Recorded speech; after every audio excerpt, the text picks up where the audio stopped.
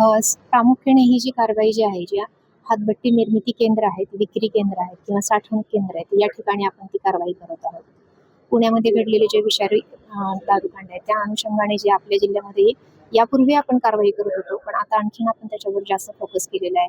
29 तारखेपासून ते कालच्यापर्यंत म्हणजे 1 तारखेपर्यंत आपण जवळपास 78 गुन्हे नोंद केलेले आहेत आणि 78 गुन्ह्यांमध्ये आपण एकूण 62 आरोपी अटक केलेले आहे आणि 14,67,000चा मुद्देमाल जप्त केलेला आहे.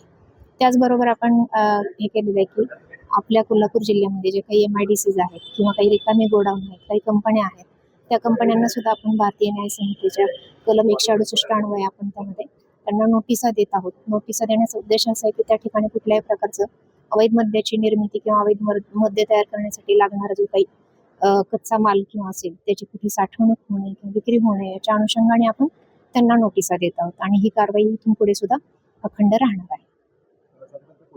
कोणकोणत्या विभागाची कारवाई करण्यात आलेली आहे आणि ज्या अटक करण्यात त्यांना शिक्षा काय असते किंवा काय होऊ शकते, कशी तरतूद असते शिक्षेची? याच्यामध्ये कोल्हापूर जिल्ह्यामध्ये आपण प्रामुख्याने मानगाववाडी आहे, सरनोबतवाडी, मोरेवाडी, कणेरवाडी, त्यानंतर देवकीवाडी, शिंगणापूर ह्या ठिकाणी आपण केलेले आहे. इचलकरंजीमधल्या दानोळी एक आहे. याही सगळ्या जे प्रमुख महत्त्वाचे अड्डे आहेत आणि विशेषतः जी छोटी छोटी विक्री केंद्र आहेत, हातभट्टी दारूची विक्री केंद्र, याच्यावर आपला मुख्य फोकस आहे आणि त्याच्यावर आपण कारवाई करणार आहोत आणि करतही आहोत.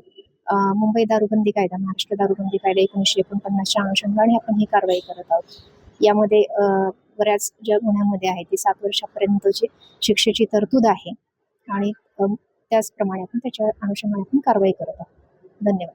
कोल्हापूर जिल्ह्याच्या नागरिकांना काय आवाहन करायला? कोल्हापूर जिल्ह्यातील सर्व नागरिकांना आव्हान आहे की अशा प्रकारे कुठेही आपल्याला अवैध मद्याची निर्मिती, विक्री, वाहतूक होताना जर आढळून येत असेल तर आपण राज्य उत्पादन शुल्क विभागाचे जे टोल फ्री क्रमांक आहेत त्या टोल फ्री क्रमांकावर आपण संपर्क साधावा. धन्यवाद.